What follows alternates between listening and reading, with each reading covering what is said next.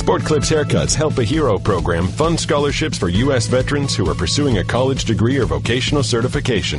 Visit your nearest Sport Clips to learn more and donate now through November 11th. There we are on this Halloween, and I think fittingly, on the last Halloween that we shall share, we go full circle and dress as Dumb and Dumber, because for those of you who remember all the way back to the beginning, when we first launched, there were people who didn't like us. I don't know what the heck is wrong with them, but who could possibly not like us? But whoever it was that didn't like us, they used to call us Dumb and Dumber. Yeah, and we tried to change the name of the show at that point, but copyright infringement stopped us from doing that, so Mike and Mike was the best we could do. Seemed like an appropriate way to go out on our Halloween costumes. So here we are today dressed up as Dumb and Dumber. And I've really enjoyed these costumes, and I've enjoyed the look backs today. As we've done all these look backs over the years and years we've been doing the show for these last couple of weeks, I like watching those. I think watching all the old Halloween costumes has been my favorite. Yeah, I enjoy that. I still look forward to what else we're going to see before our time is up here, November 17th. I think so. It's November 17th. Somebody 2 weeks from Friday. Somebody will let me know. But yeah, I like looking back at what's gone on over the last 18 years, and the costumes were a big part of it. We did well with that. Yeah, the Belichick-Brady day was really good. I will always have a soft spot in my heart for Batman and Robin, because I don't think I ever looked any more like the person I was trying to be than I looked like Robin. You were Robin. I was born to be Robin. You were Robin. I really was. And that's why I've been trying to argue all these years that Robin should count as a superhero, because it's the superhero I had the best chance at. And every time I look up and catch a glimpse of myself in this orange suit. I really think Robin fits you. It was a guy who tried to be more than he was. Yeah, and that's pretty much it. For 18 years, I've been trying. Mike and Mike presented by Progressive Insurance. Our guests like Jim Kelly momentarily on the Shell Pennzoil Performance Line. We'll talk quarterbacking and more with Jim, the Hall of Famer, as quarterbacks very much in the center of the conversation, as they always are, and never more so than today. The trade deadline is this afternoon, but a big deal going down last night. Jimmy Garoppolo going to San Francisco, and I'll say it again for those of you joining us, I remain surprised. It all makes all the sense in the world to me. They held on to him through last offseason. They held on to him basically right up to the trade deadline as insurance in case Brady got hurt the first half of this year, and in trying to get a long-term deal done at a number they could stomach. And at the end of the day, they weren't going to get it done, so they got something for him rather than getting nothing, and they got what we expect will be a very high second-round pick. So it makes all the sense in the world. I remain surprised only because it means you are putting all your eggs in the basket of a 42, maybe 43-year-old Tom Brady, and that is just an enormous risk to take no matter how great he is. And maybe the trade happened now because of the trade deadline. Maybe they were talking before. Maybe they weren't getting – you know how this is. If you didn't get Garoppolo by the trade deadline like the 49ers did, then you'd be bidding for him like everybody else. So maybe it took – the deadline to spur on the second-round pick. Maybe they weren't offering that. I don't know. And maybe we'll find out at some point. So maybe the deadline did help in that way. But I had always been on the other side of this, basically saying Brady is playing well, and I think he can play for 3 more years. But the bottom line is he's playing well enough now to where next year rolls around, you're not going to say, okay, hey, Tom, thanks for the memories, you're done. So I think most of this has to do with the fact that Garoppolo's contract is up. What were you going to do with him? I thought no way you're franchising your backup quarterback, and no way you're giving him a monster free agent deal that somebody else couldn't out-offer him. So I thought you were stuck between a rock and a hard place. It was get only a compensatory pick from him if you lose him as a free agent, or go get the best deal you can, and it turns out to be a second-rounder, which, by the way, will be right at the top of the second round. Remember, San Francisco hasn't won a game. So there's 32 picks in the first round. They could be 33, 34 pretty easily. Absolutely. And in some ways, and the Patriots have made a living in that second round. In the last 10 years, they've made 16 picks in the second round, more than any other team. There are financial advantages to being in a second round, to using a second round pick rather than a first round pick on a player for the team. So there are a number of ways in which that's made all the sense in the world for them. I understand everything they did. Yeah. And yet it just continues to be the risk based upon Brady's advancing age. Now, there's a cover story on Brady in the ESPN, the magazine, that is being released online at 9:30, so about a half hour from now, Eastern time, and we're going to have some details on that towards the end of this hour. And it's all about his conditioning and the TB12 method and everything else. Now, I'm not disputing any of it. I'm not suggesting he's not doing more than anyone has ever done before. Maybe he is. I don't know. I'm not there. But everything you read about him and everything you hear about him, he's got a whole bunch of ideas no one else has had.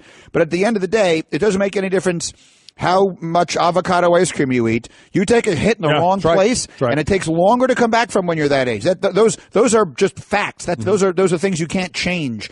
So it's a risk. And maybe, look, Belichick has won 5 championships, so there's a lot of reason to buy into what Bill is doing. Doubt, right? Of course. He gets the benefit of the doubt all the time. He, and in college ranks, Nick Saban, they get the benefit of the doubt because the bottom line is hardware, and they both have a lot of it, so that's how it works. One day I had Booger in here, and I renamed it. It should no longer be the benefit of the doubt. It's the Bella fit of the doubt. Well done. Because we had I don't remember what we were talking about, but we were talking about Belichick and how he gets the benefit of the doubt because he's earned it. Mm-hmm. Not because people like him, but because most of his decisions have worked out extraordinarily well. No one bats 1,000, and we'll see. And look, I don't want to see Brady get hurt, and I don't want to see his skills diminish. But if he's still doing this at the age of 42 or 43, we're going to have to rethink a lot of stuff because it's never happened possibly before. Possibly can. Well, we see older players. Everybody's different, though.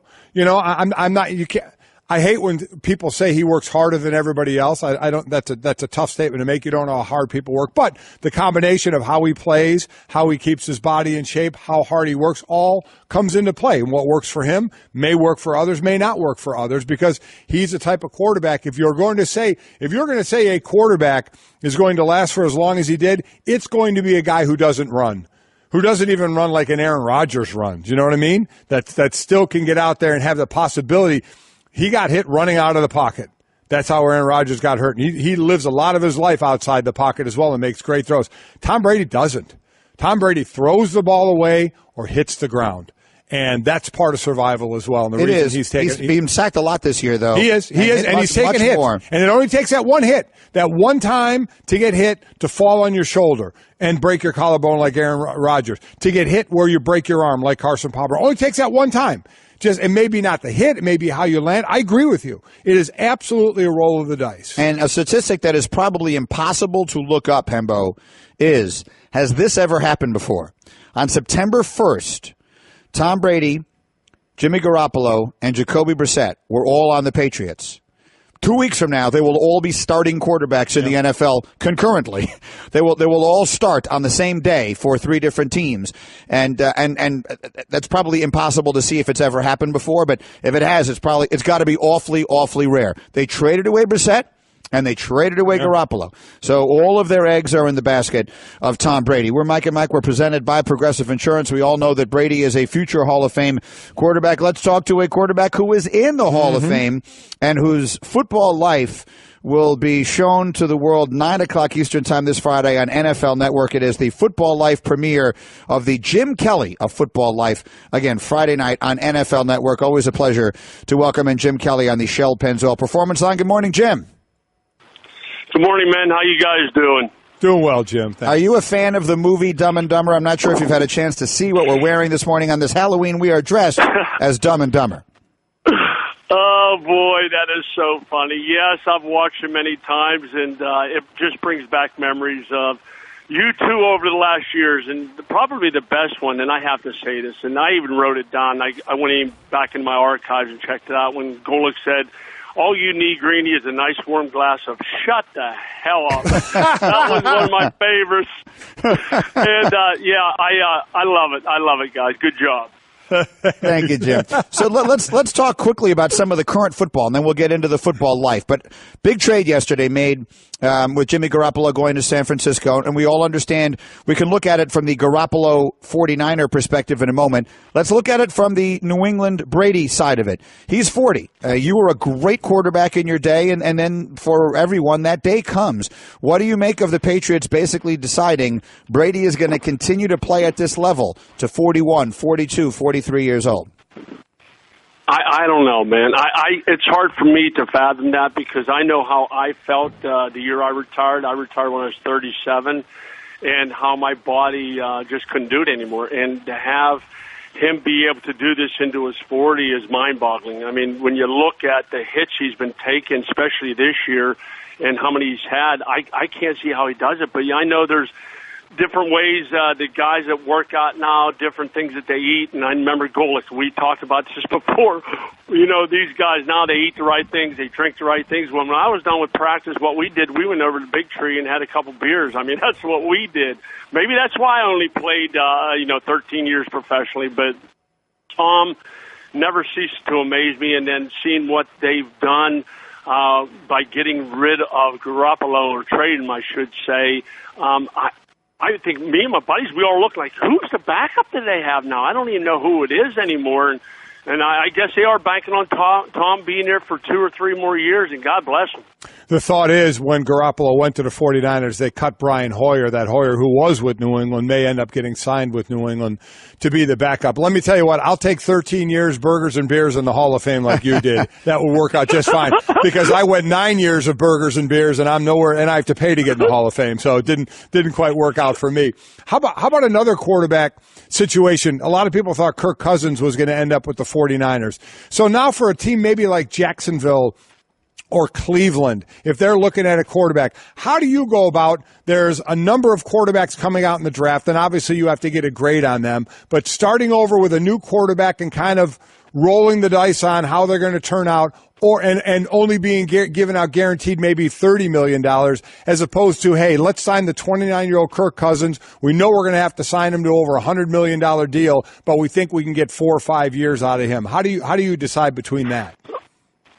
Well, you know what the thing is? I think the best thing the NFL did was put a salary cap on rookies, because you never know. I mean, I can't remember the guy's name from the Raiders who signed a big contract, really never became a good quarterback in the NFL. Spend all that money. Yes. And I think that's one of the best things. If you're going to, pay somebody, make sure they earn it first. And that's one of the things I saw. And, you got a guy like Kirk Cousins. I think he's a very, very good quarterback. There's guys out there right now that I don't think it's quite the way it was back in my day. Yeah, you have some great ones, but not a couple handfuls like we used to have, where you had, Boomer and Bernie and Warren Moon and Randall Cunningham, and then there's me, Marino, Elway, Steve Young. I can go on and on, all the great quarterbacks back when me and you played Golic that the league had. But right now, I mean, that's the big thing. If you don't have a quarterback, you're not going very far. And I know with the Bills, there was a big question mark with Tyrod Taylor going into this year. What do we do? But he's proven that he's doing all the right things. He's playing very, very good now, and hopefully that will continue. But there's not a lot of great quarterbacks. Some of the really top ones, like a Brady and a Drew Brees and guys like that, they're coming down to the last couple of years of their contract or their life in the NFL. And now you got to look at who's the future. Yeah, you got a couple good ones coming. There's no doubt. Deshaun Watson is one. Carson Wentz is another. But that's what this league's based on, throwing the football now, protecting the quarterback, guys out there that, you want to be able to fill those seats with people and quarterbacks that's going to bring the crowd in to get everybody excited. So hopefully it's going to happen. They start getting some of these guys. I know my nephew, Chad, is in Denver. I know that situation out there is not real good right now with Trevor Siemian not playing the way everybody wants him to. I know Carson Wentz. I'm not Carson Wentz. I think Paxton Lynch now is a guy coming up who they're looking at. But, my nephew, I just said just be patient, learn the playbook, and do what you're supposed to, work out like you always have. And if your chance comes, it comes. Just, pay your dues and see what happens. But I'm excited about the league, and we'll see what happens.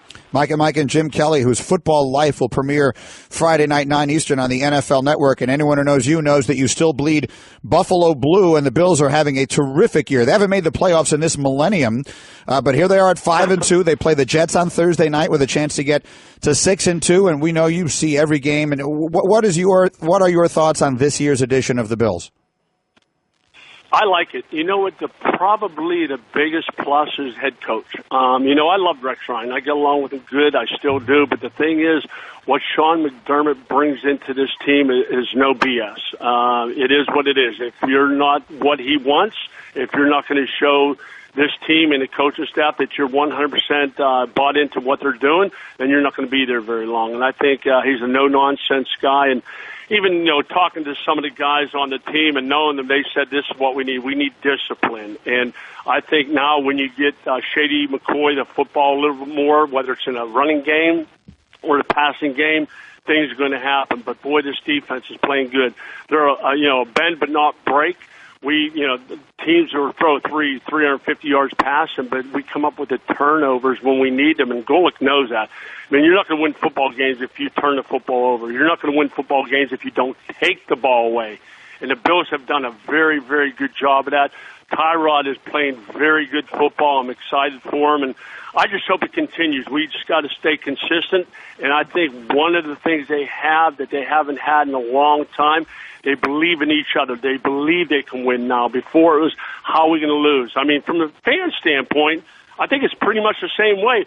When there's a big play, all you do is you look back. Is there a penalty flag? And usually in the past, penalties always killed us. Now, when there's a big play, there's no penalty, and that's what we need to continue to do is limit the amount of penalties, and probably more importantly is not turn the football over, which I think Tyrod is doing a great job of not doing that. Yeah, it really is. Just a couple interceptions this year. This team is looking really, really good, and certainly your teams have looked good through your career of football life. Jim Kelly premieres 9 o'clock Eastern on NFL Network, and the part I want you to kind of relive a little bit, for those I'm sure know you well enough would remember, maybe some don't.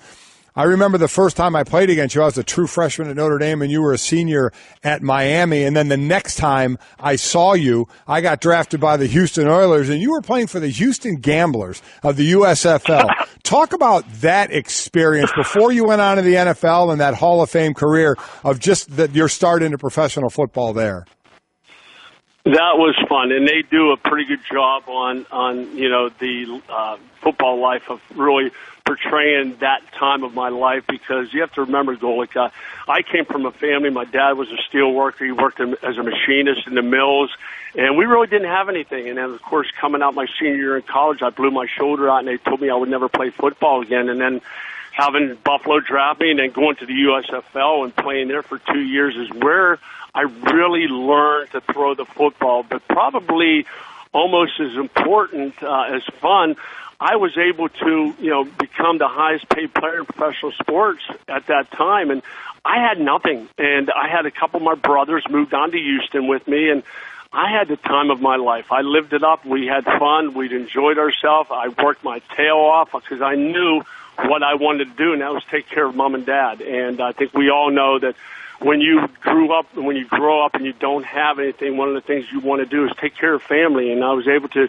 do that with my father. My dad never, ever wanted a car, never wanted a new house. My dad wanted a motorhome.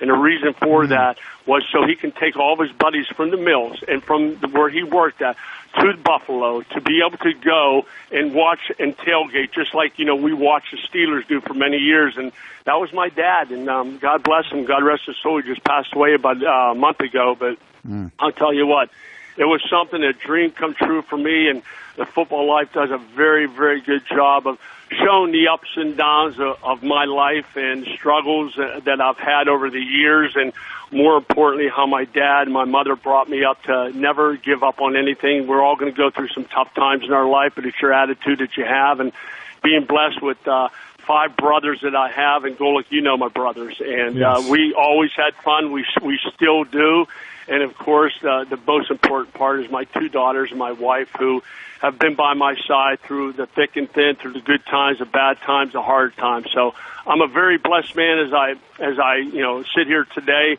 I look back on it. I had our fellowship last night, guys, and I showed it to all the guys that I had over at my house, and just the memories that show brought back, the good, the bad, the ugly, but the bottom line is I am where I'm at today, and hopefully being able to make a difference for others as I travel the country speaking. So well said. Wow. Again, a football life. The Jim Kelly Football Life premieres Friday night, 9 Eastern on NFL Network. Looking forward to seeing it. Jim, you know how much we love you. Thank you so much for everything, and we really look forward to seeing this. Thanks, Jim. Hey, you're welcome, guys, and I'm going to miss you guys. I love you. You know I do. I got a present coming for you, so be on the alert. Oh, we will. Thanks, if this is some sort of buffalo meat, now we're going to have to... I'll just take it. No. Go ahead, Jim. No buffalo meat. That always goes. That big bet goes with Marino. It's Joe Stone crabs and of course nice big buffalo steaks from here. So we'll leave it to that. All right, thank you, Jim. Thanks, we look Jim. forward to seeing it Friday night. The great Jim Kelly, Pro Football Hall of Famer, and again, they do a real nice job with these football life. They really do. Documentaries, and his is obviously a fascinating story. You met people. I think most people probably don't even know that. Most people probably don't even know that there was something called the USFL. Yeah. Much less that Jim Kelly and Herschel Walker and other big star players went and played in it. One of the owners of a team, of course, was Donald Trump. Right. So the USFL was a fascinating story unto itself. It really was, and I'll never forget that. Again, that was 4 years later, my true freshman year, and then to being drafted there and seeing him. And it is true with his brothers, man. He hung out with his brothers, and they had a good time. And while I wouldn't know anything about that, I would say that I also believe his teams, one of the most underappreciated accomplishments, genuinely great accomplishments in sports, is making 4 straight Super Bowls and losing. If they had won any one of those games, and they certainly could have won the game against the Giants, everyone knows about the Norwood kick. They were handled by the Cowboys for the most part in the other 2 games, and Washington. But making 4 consecutive Super Bowls, which no other team has ever done, go back and over the list of teams that have made it to the finals of their respective sport 4 consecutive years. There are very, very few. It is an enormous accomplishment. Because they didn't win any of them, people sometimes question whether it even should be considered an accomplishment. And I think it's ridiculous. No, it's ridiculous. I take it in a heartbeat. Again, those that are saying that they would never take that are those that probably have a Super Bowl ring and won. No, but people say, well, they didn't win any, so what does it matter? It matters. It absolutely You win 4 straight conference championships. You make it to the final round of your sport every year for 4 consecutive years is an enormous accomplishment. No question about it. Okay, oh my goodness. I am stunned by this. Stand by. Holy smokes. Adam Schefter just tweeted the Dolphins have traded running back Jay Ajayi to the Eagles for a 4th-round pick per source. Wow. I'm speechless. I am really surprised by that. You know what's interesting? Mort, less than an hour ago, tweeted, because we saw Adam Gase just ripped his own team to shreds. Ripping players. And Mort said, usually when a coach makes statements like that, it's followed up by some sort of roster move.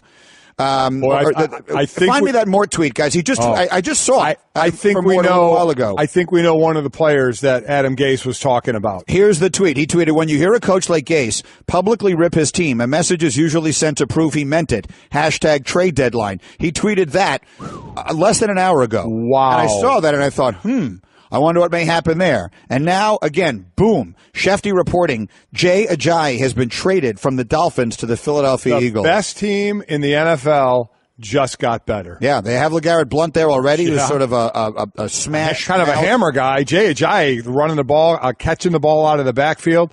You can breathe some new life into that running game, which that team had been rolling offensively and defensively. Okay, stunning news. Wow. We'll get Paul Finebaum in next. Much more reaction on NFL trade deadline day, and it is Halloween. Mike and Mike, Dumb and Dumber. Back in a moment. What if I told you you can't lock up the will to win? We are all about to witness an event that's never happened before in television sports. A top boxing contender coming inside the walls of a prison to fight an inmate. We call them the Great Scott. They was built like Hercules. James Scott is one step closer to the light heavyweight champion of the world. I don't know that everybody thought this out all the way through. The all-new 30 for 30 podcast. Subscribe now on the ESPN app or Apple Podcasts. 30 for 30 podcast is presented by Mini. We're finding the best sports stories for you right now. And to do that, we're behind the wheel of the new Mini Countryman, the biggest Mini yet. Please proceed to the highlighted route. To find great sports stories, you have to get out into the world and follow your instincts. That's where the new Mini Countryman's all-wheel drive comes in handy. With all 4, we can chase down a story in the city, the country, and most places in between. No matter what story you're chasing, the new Mini Countryman will help you find it. It's available now, and so are 30 for 30 podcasts. Mike and Mike, our Sports Center update, leading with news from just the last few minutes. Adam Schefter just tweeted it, and it's a surprise. The Dolphins have traded running back Jay Ajayi to the Eagles for a 4th-round draft pick. Now, he's not having a great year. The Dolphins have been up and down, and this past week, very, very down, getting blown out last Thursday night by the Ravens. But, Mike, I certainly didn't see this coming. I'm not sure about you. No, Quite I a did surprise. Last night, Chiefs beat the Broncos on Monday Night Football by 10 points. Kansas City forcing 5 turnovers in the game. Shefty also reporting the Broncos considering making a switch at quarterback, and if they do, they would likely go to Paxton Lynch. A change made at the quarterback position in a few other places.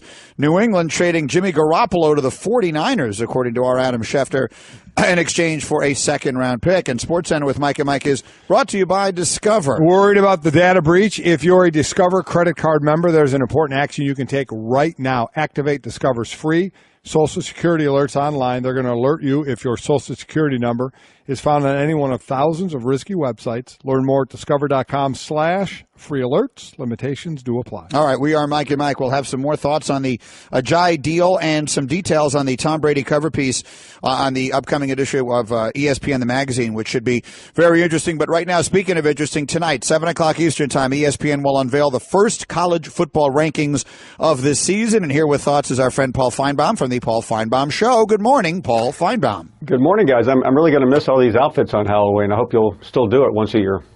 What are you dressed as today? You're dressed as Paul Finebaum. Yeah, well, yeah. I mean, that's always kind of Grinchy, but I splurged on an orange tie. I picked it up. I was down in Florida the other day, and I went through Jim McElwain's closet. Oh, man. All right, so we're starting it off that way, aren't we? Okay, we'll get to that in just a minute, but let's start with the first 4, if we want to call them that tonight. What do you expect it to look like?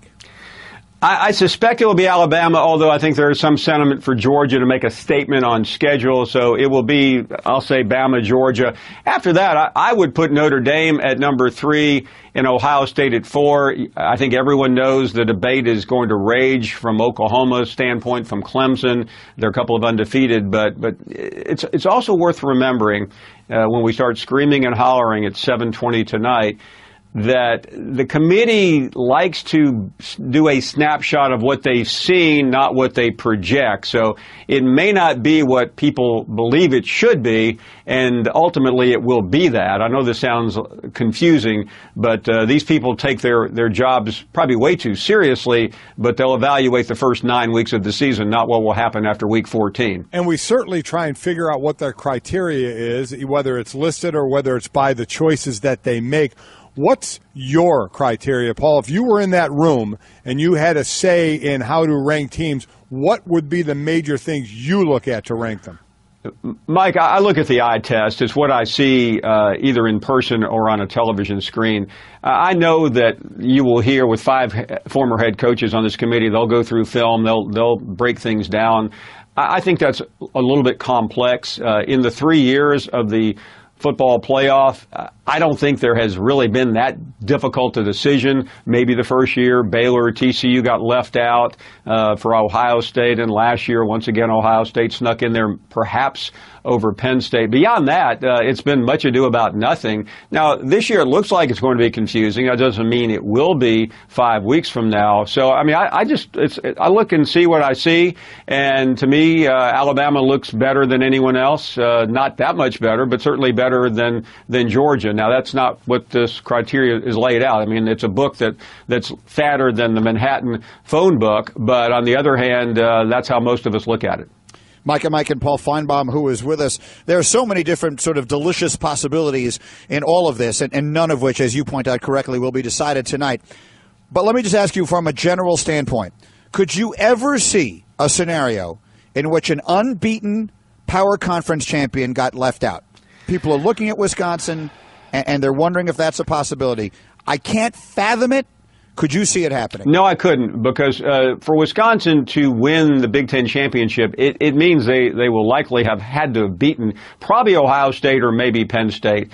And yeah, I realize that they don't have much in terms of non-conference, but the committee last year, and Greeny, we're not quoting Supreme Court precedent here where you go back to Plessy versus Ferguson or Brown versus Board of Education and cite your Supreme Court ruling. But last year, it is a fact that this committee put Washington in there, winning with 1 loss and a miserable non-conference schedule, and they still put them in. And then they put Ohio State in without a conference championship. So they showed last year they have an imagination. They'll do what they want.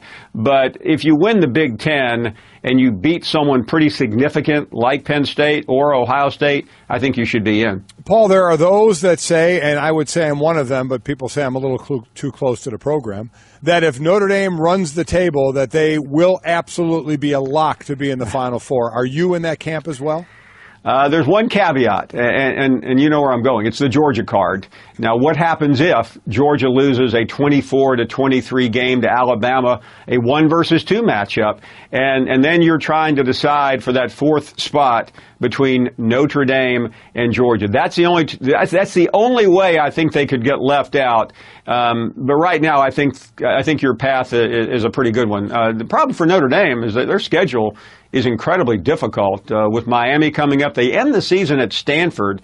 That's no guarantee at all. Certainly not, but I think that actually works in their favor, which is to suggest true. If they win, Yep. They leave the committee with a pretty good impression in their last few games. So we'll see. We'll find out tonight when they unveil all of this. Paul Finebaum is with us, brought to you by Goodyear Tires, as hardworking as college football's most blimp-worthy athletes. Goodyear, official sponsor of the college football playoff. The SEC, of course, is your milieu, and there's a lot of upheaval there now. You referenced it somewhat jokingly at first with Jim McElwain in Florida. What was for those in our audience who haven't heard it, what was your reaction to what happened there last weekend? I think they had to do it. Jim McElwain had pushed the envelope one too many times, and it really came down to the press conference where he talked about the death threats, which he could not back up because they obviously didn't happen. That was the final straw. He had rubbed a number of people the wrong way with just unorthodox, quirky comments about facilities, about support. And once he did that, it became an institutional issue. They began looking for a reason to fire him with cause. And when I think the decision was actually made before the beatdown in Jacksonville, but once that did occur, they continued negotiation and they finally found an exit strategy. So it wasn't a big surprise. It may look like a big surprise if you're sitting in Connecticut or Montana or somewhere else, but it wasn't if you swim in the rather shark-infested waters of the SEC. And now, guys, the question becomes, what happens next? And most people in Gainesville are suggesting that their first choice will be Scott Frost, the former Nebraska quarterback who will likely be wooed by his alma mater, but in my mind, he would take Florida over Nebraska because it's a much better job. That will be interesting. That's what we were going to ask you, where that one was going to go. A lot of talk now, staying in the SEC, about Butch Jones at Tennessee. How do you see that one playing out? In my mind, and based on what I hear, the decision has been made to fire Butch Jones. It will not be announced for a week or two or three, primarily because there's not much you can do. You can certainly put a cast up net around and try to bring in candidates, but the athletic director there, John Curry, knows what he wants to do. I'm sure he is already doing due diligence. A number of names will come up there, and take your pick on which one you like. Dan Mullen's a name that probably will be mentioned for Florida. He was the offensive coordinator there under Tim Tebow. It's worth remembering when Urban was the head coach. He has a really good situation in Mississippi State, but if Tennessee can pony up enough money, it's likely they're likely to get his attention. There will be many other names. I mean, the same names are being circulated for every single job. Campbell from Iowa State, Fuente from Virginia Tech. You'll hear, you name it. Charlie Strong? Charlie Strong's name, I think, will be mentioned at Florida. He was once there. I think his chances at Tennessee could be a little better. He was once offered that job and turned it down. Mike Gundy's name is floating around. You will hear pretty much every name imaginable for both of these jobs. But I think Tennessee will definitely go for someone who is a sure thing. They cannot, just like Florida, they cannot afford another disaster. It's Paul Finebaum again. You'll hear him coast to coast this afternoon on ESPN Radio and on the SEC Network. Always our pleasure. Thank you, Paul. Looking forward to tonight. My pleasure. Thank you, guys. Thanks, Paul. Paul Finebaum with us here. Really interesting time. Yeah, for those that may not know, when he said Scott Frost, people may not understand. He's coaching the University of Central Florida right now. They're really good. They're ranked. They're 7-0 in the country right now and in the top 25 and looking to be that top-ranked, a non-Power 5 team that gets the automatic New Year's Day bid. He's got a nice program going on there. He is definitely going to be one of those guys looked at to move up. We talked about Dana Babers, the coach at Syracuse. Dino Babers. Is he going to be that hot name or one of some names? And then what are others? Now, Frost and Babers are head coaches, and then what assistant coaches could be those names as well. So we got all that. We got the first, I keep calling it the first four. That's obviously not what it's called. It's the top 25, the first college football rankings of this season tonight exclusively on ESPN and the ESPN app. 7 o'clock Eastern time for that. Okay, quick break here. We'll come back with much more, including the stunning is maybe too strong a word, but certainly quite surprising. Huge trade in the NFL already this morning. Plus, everything you wanted to know about Tom Brady on the cover of ESPN, the magazine. Next, Mike and Mike. Mike and Mike reminding you, if you miss any of the show, including our buddy Jim Kelly in Hour 4, you can listen to all 4 hours of Mike and Mike on demand in the ESPN app. And now you can subscribe to our Best of podcast, all available in the Listen tab of the ESPN app. All right, so again, a big surprise just within the last half hour, the Dolphins trading Jay Ajayi to the Eagles for a 4th-round pick. I'm going to play you this soundbite from Adam Gase. Yeah. Because after their blowout loss at the hands of the Ravens, and they've had some terrible games, particularly on offense this year, Gase went off. Yeah, he did. And that obviously informs what just happened today. Defense is fine. Special teams, we seem to be all right. Maybe that's because it's just easy. Just run straight and hit somebody. But offensively, it's a joke. We got too many guys that don't want to take it home with them. So until our best players actually put forth some effort, it'll be. But at some point, guys got to realize that it takes a little effort outside this building to actually be good. On that, 2 things on that. First, the special teamers in the room probably don't feel real happy. Right. Can't be real difficult, just run straight down the field and hit somebody. Second, he obviously, Jay Ajayi, you're trying to figure out, you're going to he was talking about top players. He's one of the top players on that team. No doubt some of those comments were directed at least him. I'm sure more people as well about not doing enough work, whether it's extra work inside the building or outside the building as well. What's interesting, so he called his players out there playing bad, and you got traded to Philadelphia. There would be those that say you want to send a message, trade somebody to Cleveland. All apologies to my hometown team, but you know what I'm talking about. But, are there other guys on that team who don't like what's going on, who maybe don't like Gase, who don't like getting called out, saying, man, I hope they trade me. Go ahead and teach me a lesson and trade me because I may be going to a better team. Is Jay Ajayi right now outside of, if you want to, are you going to say you're embarrassed that you got traded? You're considered one of the better players on that team? Pick. Or are you saying, oh, my God, you traded me? Wait, you traded me to Philly? Really? Are you surprised they only got a 4th-round pick for him? You know what that tells me? They were getting the job. They were to get him out of there. This was a clear message by Adam Gase saying we're trading him and trading him today. Now, again, I don't know how long they had been thinking of it. Their offense had been struggling for a while. Had they had inquiries out there, it's the trade deadline day today, so deals are going to get pushed along. But I think that's one of those, basically, he told management, get rid of him. I don't care what you get for him. Don't want him here. A, because I don't buy into him anymore in this team. And B, I'm going to send a message to this team as well. So it was like, get whatever you can for him, and I'm moving on from him. The Dolphins are 4-3. Their overall point differential, quite simply, the number of points they've scored on the season and the number of points they've allowed, is -60. Elias tells us that's the worst point differential by a team with a winning record after the first 7 games of a season ever. Now, when you lose 40-0, that obviously has a major impact on that overall statistic. But they've had some games where their offense was just non-existent. And, they couldn't run the ball, and now Ajayi goes off to Philadelphia, so we'll see. And they get a 4th-round pick in return. So it's been a crazy NFL deadline day. And then there is a story that just went up, and it is Seth Wickersham is part of it, and it is the cover story on ESPN, the magazine, and it's about the TB12 method. And it's, I think, an especially interesting time to talk about this today because the New England Patriots have just made a pretty significant bet on Tom Brady and his TB12 method. He's 40 years old, and he's trying to basically buck decades, if not centuries, of conventional wisdom that this is the time your body starts breaking down. And there were thoughts in the piece. He gets very deeply into the TB12 method and some of the details. And one of the things he says, Mike, is when athletes get injured, they shouldn't blame their sport or their age. Injuries happen when our bodies are unable to absorb or disperse the amount of force placed on them. So he's trying to start a movement based on the notion of pliability, muscles that are trained to become long, soft, and primed rather than short, dense, and stiff. There's a lot of this. We all know there's a lot about nutrition and all the rest of that.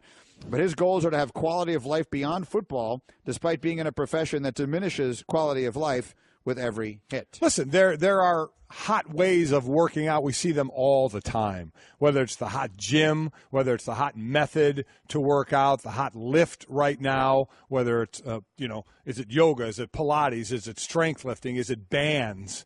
One of the hot gyms right now is something that we've gotten into, this Orange Theory Fitness with. Rowers are a great workout.